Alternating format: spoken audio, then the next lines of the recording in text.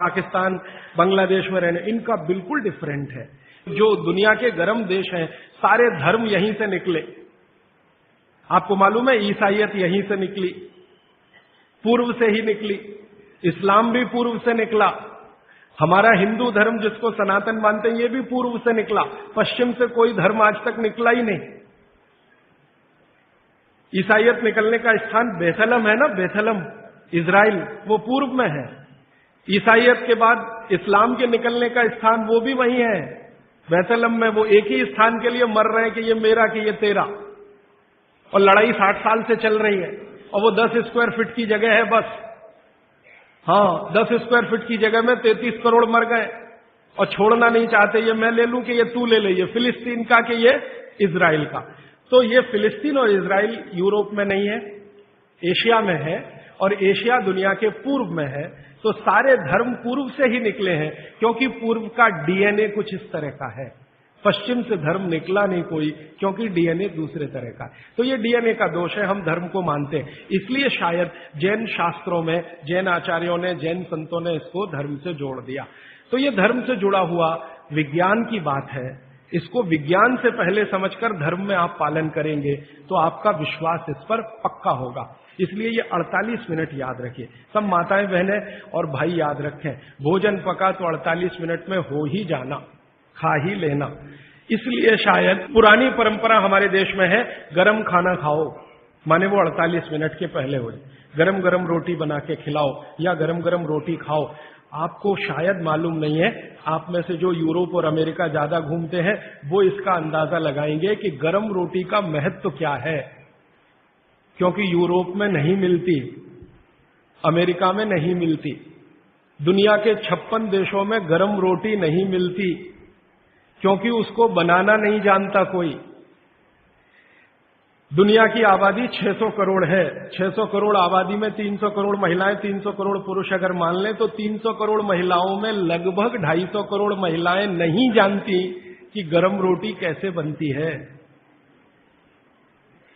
उनके पास गेहूं का आटा है, गेहूं का आटा भी है, क्योंकि यूरोप के कई देशों में गेहूं है। अमेरिका में गेहूं पैदा होता है, कनाडा में भी गेहूं पैदा होता है। गेहूं ठंडी की फसल है, तो ठंडे देशों में होता। तो गेहूं है, गेहूं का आटा भी है, रोटी बनाना नहीं आता। क्यों? कोई यूनिवर्सिटी नहीं है वहां जो सिखाए इसको, कोई कॉलेज नहीं है जो सिखाए इसको। तो यूनिवर्सिटी कॉलेज नहीं है, और कोई मां नहीं है जो अपनी बेटी को सिखाए, क्योंकि मां को नहीं आता तो बेटी को क्या सिखाए। और हजारों लाखों सालों से वहां ये चक्कर चल रहा, रोटी बनाना नहीं आता। किसी यूरोपियन और अमेरिकन व्यक्ति के बारे में अभी एक छोटा सा किस्सा बताता हूं। थोड़े दिन पहले हमारे पास एक दंपत्ति आए फिनलैंड से, एक पति और एक पत्नी दोनों आए। उन्होंने कहा मुझे भारत का गांव देखना है, तो हमने एक गांव में भेज दिया। संयोग से जिस गांव में गए वहां शादी थी, तो हमने कहा उसमें भी आप शामिल हो जाइए, तो भारत क्या है आपको ज्यादा अच्छे से समझ में आएगा। तो वो शादी में जब शामिल हुए तो रोटियां बना रहे थे, कोई पूड़ी बना रहा है। तो गांव में तो आप जानते हैं ना, नौकर नहीं बनाते, सब गांव इकट्ठा होकर बनाता है। जिसके घर में शादी है उसके घर में दूसरे घर के लोग आ जाते हैं, दूसरे घर का चूल्हा बंद हो जाता है, सब एक ही घर में खाते हैं। तो सब महिलाएं बना रही थी। तो उस फिनिश दंपत्ति ने पूछा ये सब कितना पैसा लेंगी। तो उनको कहा ये पैसा वैसा नहीं लेने वाले। तो ये कैसे हो सकता है? तो हमने कहा ये है क्योंकि भारत कोऑपरेशन पे चलता है, कंपटीशन से नहीं चलता ये देश। हमारे समाज में कोऑपरेशन है, कंपटीशन नहीं है। तो फिर वो फिनिश दंपत्ति में जो महिला थी वो सबसे ज्यादा इस बात को परेशान थी लेकर कि ये रोटी एकदम गोल बन रही है, 100% गोल। उसकी जिंदगी में ये कल्पना नहीं है कि 100% गोल चीज कोई हाथ से बन सकती है।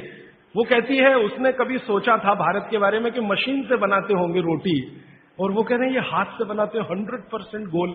तो उसका जितना कैमरे में रील थी उसने सब उसी पे खर्च कर दी, गोल रोटी बना के देखने में।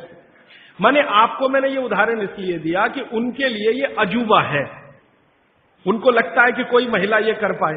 और मैंने जब वो जा रहे थे तो पूछा आपको भारत में कौन सी चीज सबसे अच्छी, तो उनका ये जो रोटी है गोल, ये सबसे महत्वपूर्ण वस्तु है जिसकी वैल्यू हमारे लिए सबसे ज्यादा है, क्योंकि हम जानते नहीं ये कैसे बनती है। और आपके घर में हर माँ बहन इसको बना सकती है, 10-12 साल की बहन भी आसानी से बना सकती है। इसका मतलब है कि रोटी ताजा और गर्म ये भारत में ही संभव है, दुनिया के दूसरे देशों को नसीब नहीं है। तो आप समझ लीजिए कि आपके पास कितनी वैल्यूएबल चीज है गरम रोटी, और उसको आप छोड़कर ठंडी करके खाएं तो ये आपका दुर्भाग्य है, सौभाग्य नहीं। तो रोटी को गरम गरम ही खाएं, गरम गरम ही खिलाएं। यूरोप में कोई किसी को खिलाता नहीं, क्योंकि कोई बनाता नहीं और जानते भी नहीं। वहां तो बेचारे 3-3 महीने पुरानी रोटी खाते हैं, जिसको डबल रोटी कहते हैं, पाव रोटी कहते हैं।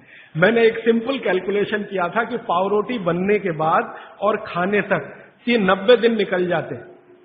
अमेरिका और यूरोप में पता है क्या कि गेहूं हर जगह होता नहीं, कुछ जगह होता, तो गेहूं बड़े बड़े ट्रक में भर के वहां तक जाता है जहां गेहूं को पीसने वाली चक्कियां लगी हुई हैं, फ्लोर मिल्स, वहां उनका आटा बनता है। फिर वो आटा ट्रक में भर भर के फिर वहां जाता है, फिर जाकर उससे डबल रोटी बनती है, फिर वो वहां से बनकर कहीं और जाती है, फिर ऐसी चक्कर में 90 दिन निकल जाते हैं। हमारे आयुर्वेद शास्त्र में भागवत जी कहते हैं कि आटे को जितना ताजा इस्तेमाल किया उतना ही बेहतरीन है।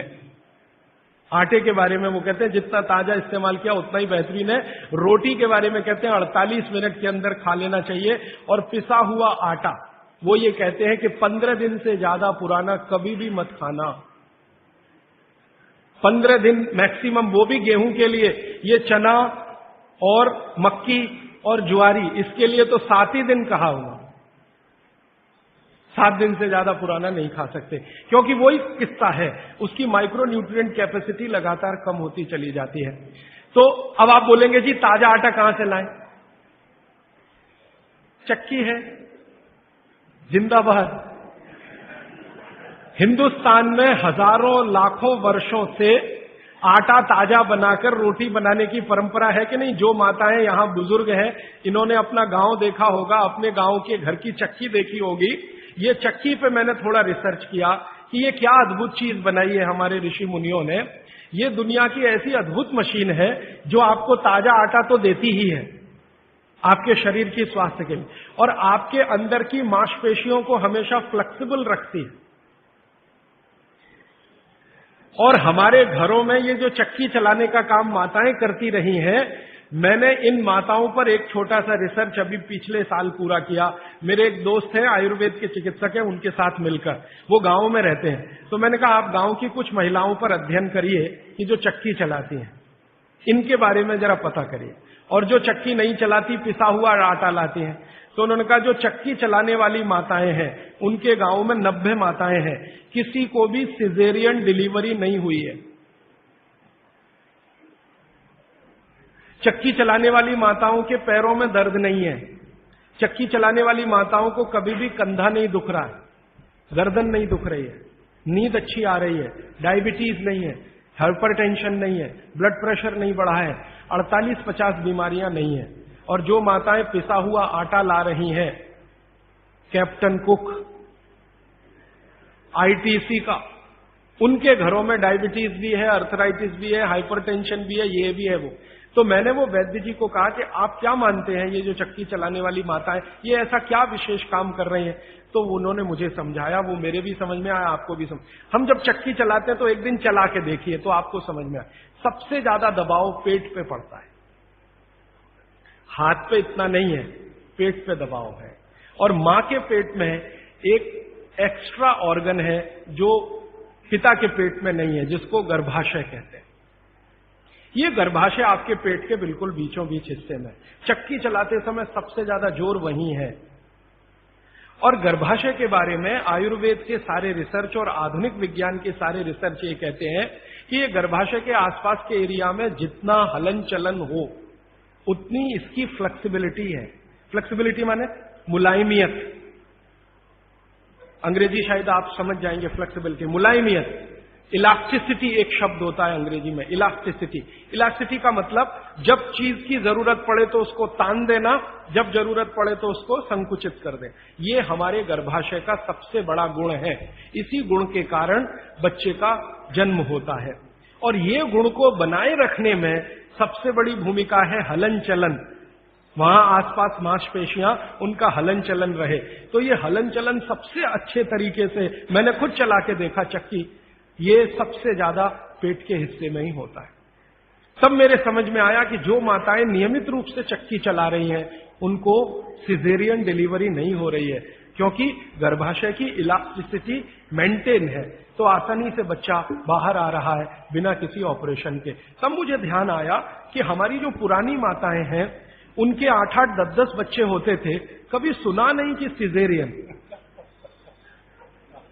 वो दाई आती थी गांव की, जो एमबीबीएस नहीं है, एमडी नहीं है, एमएस नहीं है, और बच्चे करा के चली जाती थी, ऐसे ही जैसे दाल पका के कोई चला गया या चावल पका के कोई चला गया। हां, ऐसे होता है। तो हमने इस बात को जब ध्यान दिया तब मेरे मन में आया कि इसको थोड़ा और बड़ा रिसर्च करना चाहिए।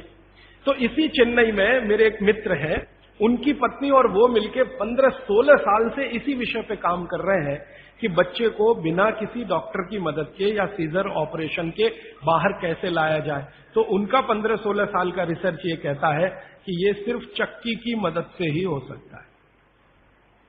और आयुर्वेद तो यहां तक कहता है कि मां का गर्भ 7वें महीने तक चक्की चलाने की अनुमति देता है। मां को 7वें महीने तक चक्की चलवाई जा सकती है, 8वें महीने में नहीं, फिर उसको बंद कर देना अच्छा है। और उतने 7 महीने की चक्की आपके लिए पर्याप्त है कि वो बच्चा बिना सीजर के हो। और जो बच्चे बिना सीजर के हैं उनके जीवन को आप देख लें, और जो सिजेरियन है उनके जीवन को देख लें, जमीन आसमान का अंतर है। सीजर बच्चे ज्यादा बीमार हैं, समय समय पे बीमारियां हैं। जो बिना सीजर हैं वो सब स्वस्थ हैं, दुरुस्त हैं, तंदुरुस्त हैं। ब्रेन का डेवलपमेंट भी उनका अच्छा है, लॉजिक को डेवलप करने की कैपेसिटी, कल्पनाशीलता उनमें दूसरे बच्चों से ज्यादा है। तो भागवत जी का सूत्र है कि खाना बना तो 48 मिनट में खाएं, और खाना बनाने वाली जो वस्तुएं हैं जिनमें सबसे महत्वपूर्ण है आटा, गेहूं का आटा 15 दिन से ज्यादा पुराना ना खाएं, जवारी, बाजरी और मक्की का आटा 7 दिन से पुराना ना खाएं। और वो ये कहते हैं कि रोज का हो तो सबसे अच्छा, सुबह बनाएं और शाम को आटा इस्तेमाल हो जाए तो वो सबसे अच्छा, ज्यादा दिन पुराना ना हो। तो अब आप इसको अपने जीवन में कैसे उतारेंगे इस सूत्र को? अगर संभव हो तो एक एक चक्की ले लीजिए, संभव हो तो। इससे कई फायदे हैं। आपको सबसे बड़ा फायदा तो यह है कि आपके घर में मां है, कोई बहन है, उसको मां बनने के समय ये बहुत मदद करेगी चक्की। दूसरा, आपका वेट कम करने में बहुत मदद करेगी चक्की। अगर आपको एक्स्ट्रा वेट है और आप उसको लूज करना चाहते हैं तो 15 मिनट सुबह चक्की चलाया पर्याप्त है।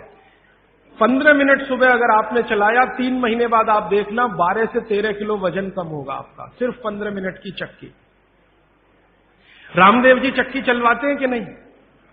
आप चलाते हैं कि नहीं? लेकिन वो चक्की चलाते हैं जिसमें कुछ होता ही नहीं है, ऐसे ऐसे चलवाते हैं कि नहीं? तो असलियत में ही चला लो, कुछ तो आटा तो मिलेगा।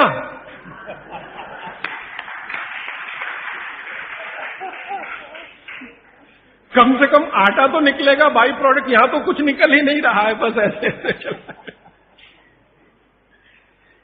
अब आप बोलेंगे जी चक्की कहां मिलेगी? चक्की अभी भी मिल रही है, यहीं चेन्नई में मिलेगी। पत्थर बनाने वाले बहुत लोग इस देश में हैं जो अभी भी ये काम कर रहे हैं, लेकिन वो रो रहे हैं कि राजू भाई ये कोई खरीदता नहीं, हम क्या करें, हमारा सिलबट्टा भी कोई खरीदता नहीं, चक्की भी कोई।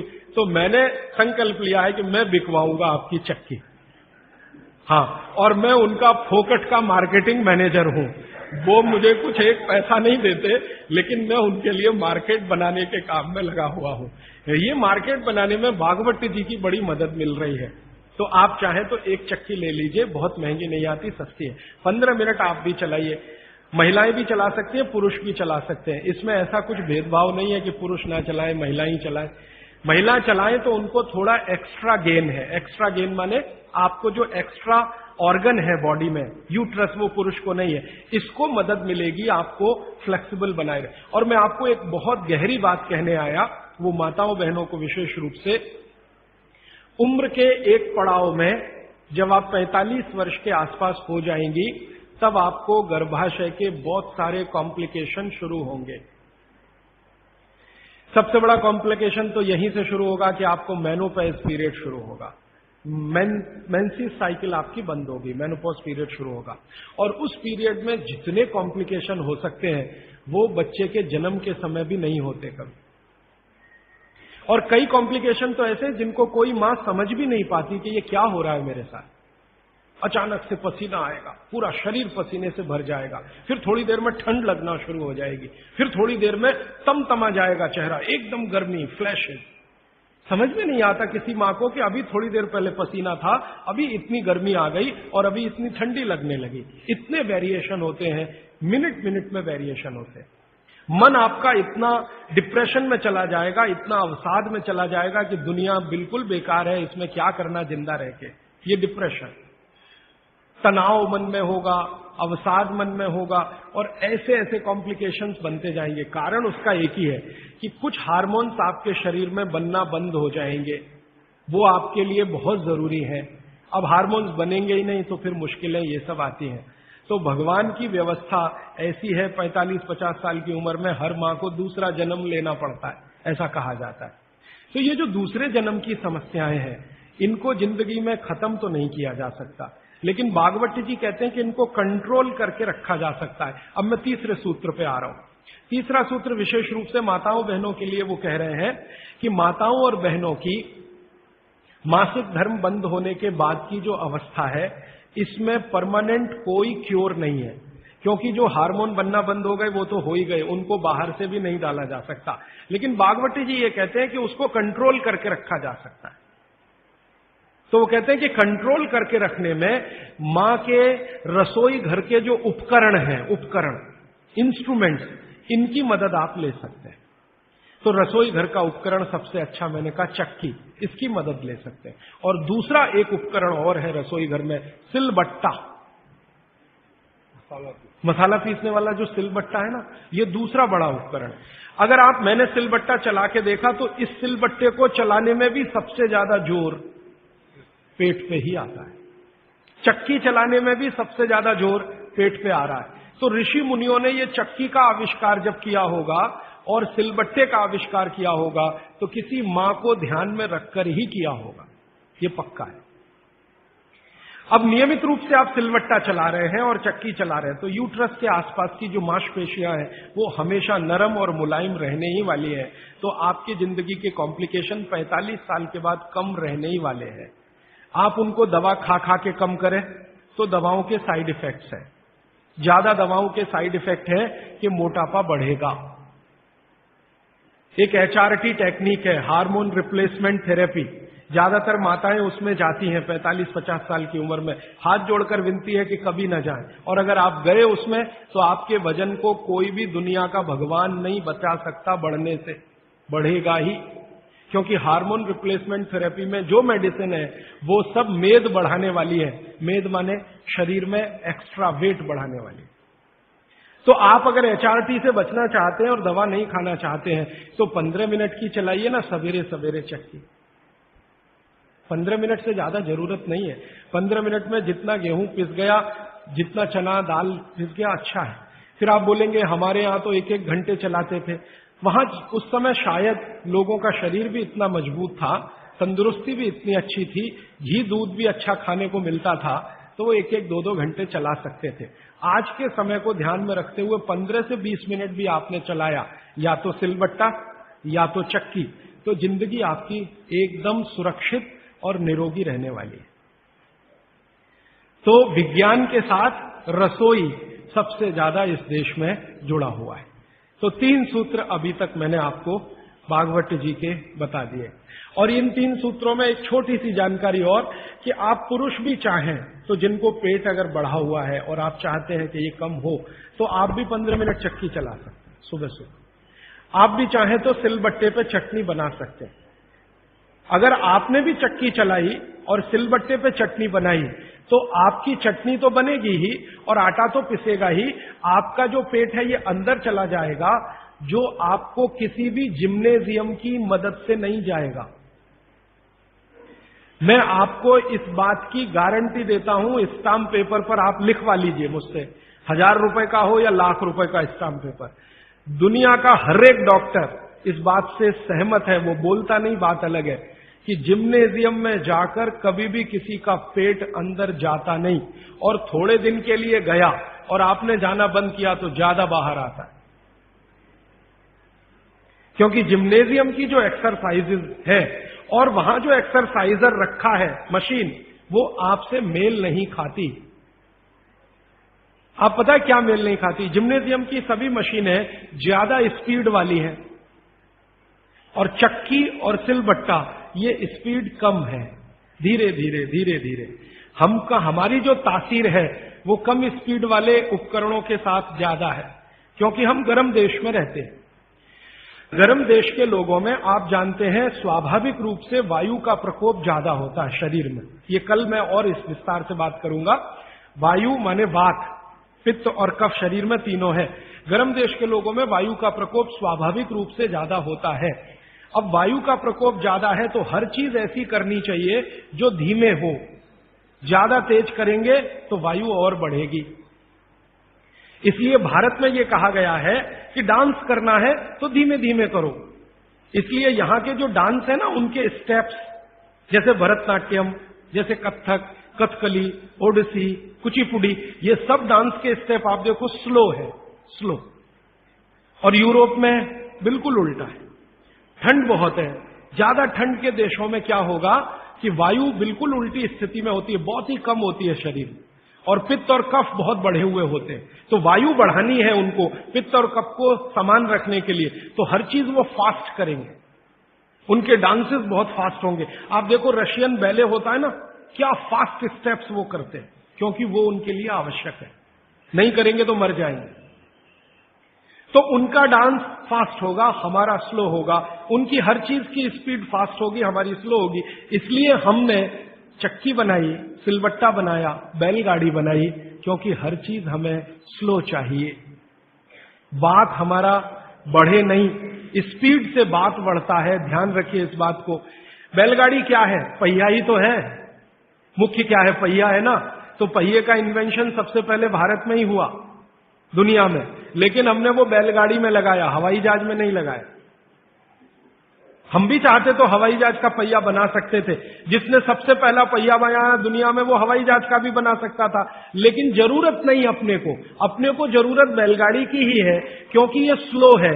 स्लो इसलिए कि बैल जो खींच रहा है उसके शरीर को वायु का प्रकोप ना बढ़े।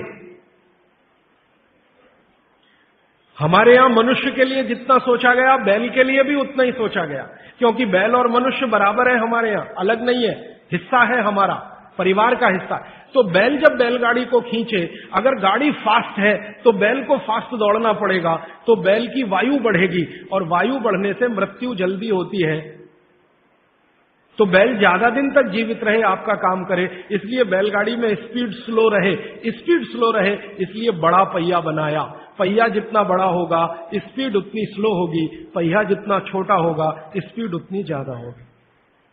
नंबर ऑफ रोटेशंस होंगे ना पर मिनट, जिसको आप RPM, रोटेशंस पर मिनट, जितने ज्यादा होंगे स्पीड उतनी होगी। तो रोटेशन ज्यादा करने के लिए छोटे पहिए ही चाहिए, इसलिए हवाई जहाज में छोटे पहिए हैं। हमको स्पीड ज्यादा करनी ही नहीं है, क्योंकि वात बढ़ाना नहीं है अपने शरीर का, इसलिए हमने बैलगाड़ी का बड़ा पहिया बनाया।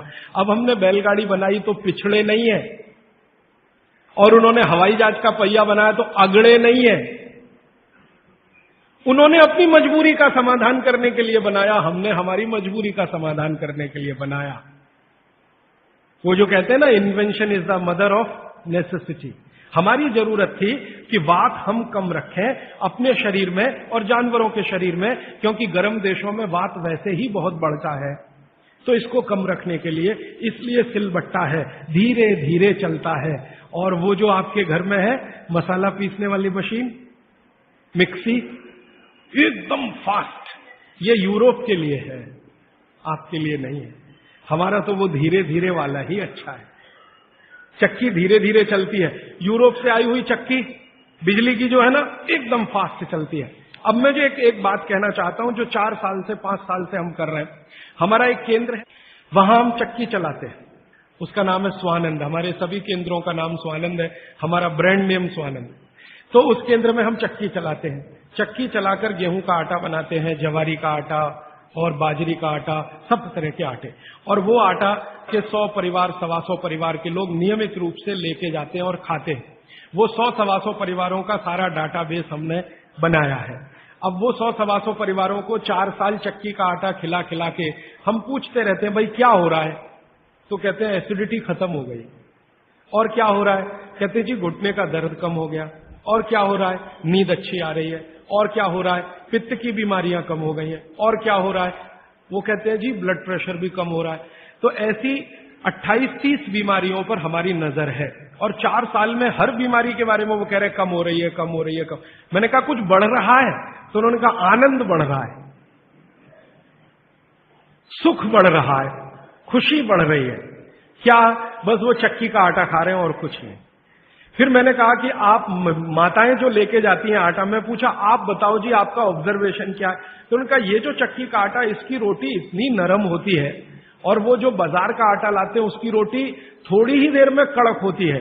और वो कहते हैं कि हमारे घर के लोग जब से ये चक्की का आटा आया 2 रोटी ज्यादा भी खाते हैं तो शिकायत नहीं करते, और ये बाजार के आटे की 1 रोटी भी ज्यादा खाई तो पेट में गैस बनना शुरू हो जाती है। माताएं ये कहती हैं। माताएं कहती हैं बच्चे भी उनकी रोटी पसंद से खाते हैं, घर के लोग भी अच्छे से खाते हैं। अब वो ये कहते हैं जी एक केंद्र से 2 कर दो, क्योंकि उसकी पूर्ति नहीं हो पा रही। एक केंद्र 100 घरों का ही आटा बना पाता है रोज, क्योंकि 15-20 महिलाएं वहां चक्की चलाती हैं। हम दूसरा बनाने की सोच रहे हैं, तीसरा बनाने की सोच रहे हैं। फिर एक दिन मैंने सोचा कि ये रास्ता तो गड़बड़ है।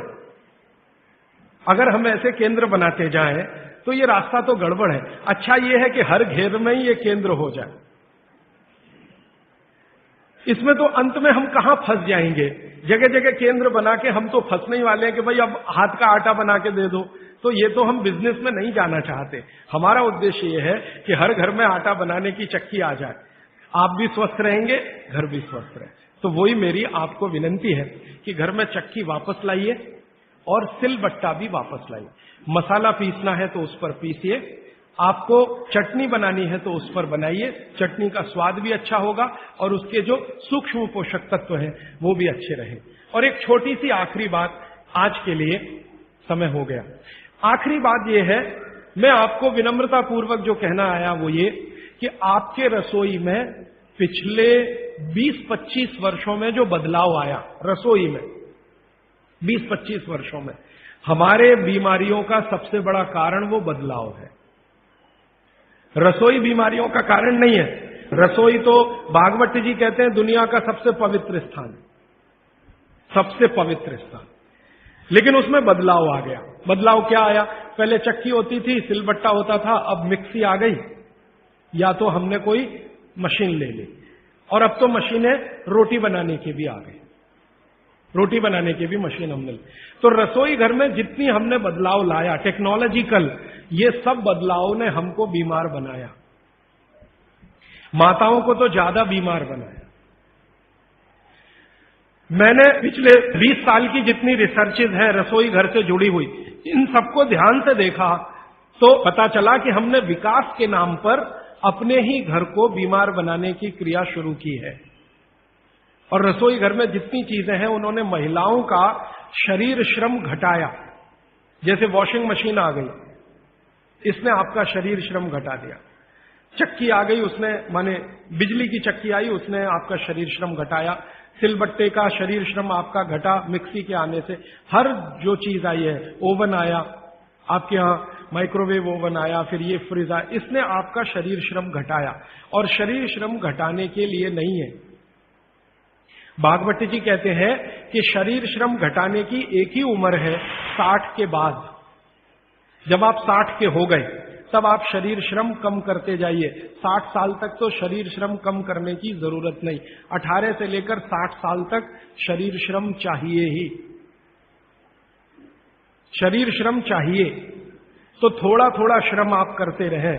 अब तो हमने पोछा लगाने वाला भी मशीन ले आया, झाड़ू लगाने वाला भी मशीन ले आया, रोटी बनाने वाला भी मशीन आ गया, चटनी बनाने वाला भी मशीन आ गया, रोटी को रखने वाला भी मशीन आ गया। अब सब कुछ मशीन आ गया तो आप भी मशीन ही हो जाएंगे। और आप हो गए हैं। पता है मशीन हम कैसे हो गए? जिंदगी का रस चला गया, आनंद चला गया। पहले घरों में काम करते समय जो रस था, आनंद था, वो सब चला गया। कैसे चला गया? मैंने बचपन का मुझे याद है, माताएं बहनें काम करते करते बहुत सारे गीत गाती थी।